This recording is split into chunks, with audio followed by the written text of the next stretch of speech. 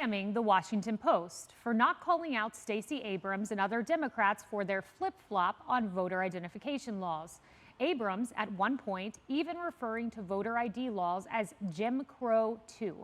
But now she's suggesting she would be open to Senator Manchin's version of the voting rights bill, even though it requires, you got it, voter ID. The Washington Post headlining her change stance as a, quote, evolution. Isn't that interesting? Well, why don't you judge for yourself? Here's Stacey Abrams in her own words then and now. Voters without a driver's license or state ID must surrender their personal information and risk identity theft just to receive an absentee ballot. And then there are the 200,000 Georgia voters who don't have either ID and the putative free ID that is not free when you factor in the cost of transportation and the cost of underlying documents. No one has ever objected to having to prove who you are to vote. It's been part of our nation's history since the inception of voting. So Stacey Abrams, it does deserve a good laugh. Stacey Abrams, along with Joe Biden, have moved from Jim Crow to okay by me. Yeah, because the polling changed. Democrats move with the polling. So the majority of Americans, we have new data now, support voter ID. And so they really can't hold that emotional position because the voters just weren't buying it. That's what it all boils down to. And we know when the polls turn, the Democrats turn. But look, this is what it boils down to. The Democrats saw a benefit back in the pandemic where there was massive mail-in voting. They coordinated their strategy to fit that model. But that was always supposed to be temporary because, you know, we're in the middle of a pandemic. Republicans during that period of time were always against massive voting by mail because they saw fraud that possibly take place. You can't verify the voter at that period of time. And so Republicans really didn't have a strategy for the massive mailing votes. Democrats saw it and they took advantage of it. Now we're trying to go back to how things were and secure our election to make sure everything is, you know, up to speed. But Democrats can't benefit that way. And so this talking point was all because they benefited from something that was supposed to be temporary and they wanted permanent. Of course, if you have voter ID, you're going to have to limit the mail-in voting.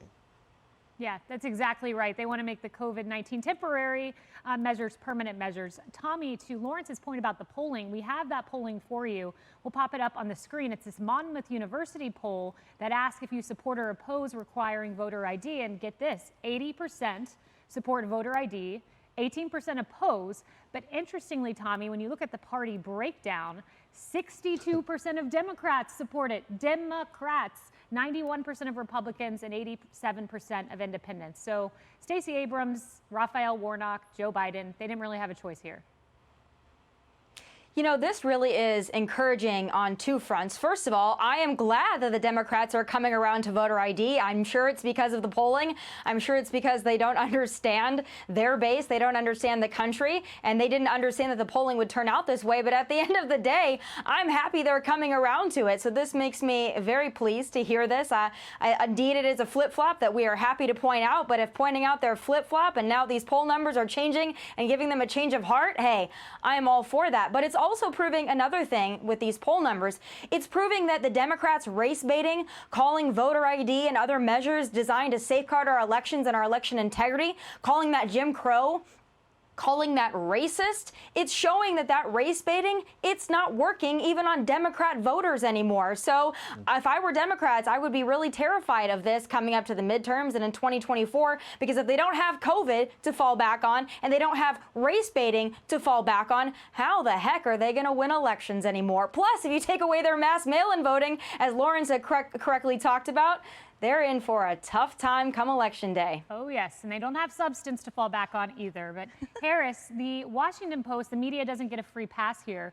Washington Post describing this as an evolution, a softening. Of course. Amazing, right? It's an evolution for Democrats. It's a fact check for Republicans. They needed a new word because reimagine was getting old. Yeah. Redefining getting old, right? Yes. I mean, so they needed something that didn't start with an R. That's what I'm guessing. The problem with all of this, though, and Lawrence pointed out and then you showed on the big wall where the numbers are.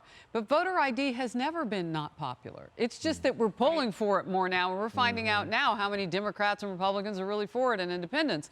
But it was never a situation where people rioting in the streets over, you know, whether or not you're going to have voter ID. The politicians on the left read this wrong. And then they pushed against it wrong. They were going to boycott places that did this, and that punished the very voting base that they compartmentalized called people of color, right? Those minorities. It hurt them down in places like Atlanta where they were going to boycott. And then the MLB game, the All-Star game, goes to where? A place that had tighter voting restrictions in Colorado. I mean, they just misread the landscape. They should have been polling ahead of all of this. Right. And as Nate Cohn points out, he's a New York Times reporter on Georgia, they were ranked as the 49th toughest state to vote. That has been altered to the 25th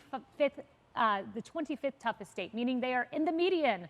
So Georgia lost out on a whole lot for no reason. But that doesn't fit the Democrat narrative. And to your point, of course the media is going to cover for Stacey Abrams, right? Of course. They're going to cover for her, frankly, toxic hypocrisy with that slinging around Jim Crow and the race baiting. They're going to cover for her flip-flopping because it serves Democrat interests. And interestingly, to flesh that out for a second, I just think that the media will absolutely enable anything, as misleading as it is, that furthers their Democrat interests, as wishy-washy as it may be in reflecting polls and really the tenor of the American people. But to that point and that distinction, a coalition of Black community leaders and business owners, they called out Stacey Abrams last month for promoting misinformation about Georgia's election law that led to the boycotts of the state that Harris just mentioned. And Stacey Abrams doesn't speak for the Black community. She speaks for the white liberals who bankroll her political ambitions, was the quote. Stacey Abrams doesn't actually care about making it easier for Black people to vote. She only cares about making it easier for Democrats to vote. And that is what we are seeing reinforced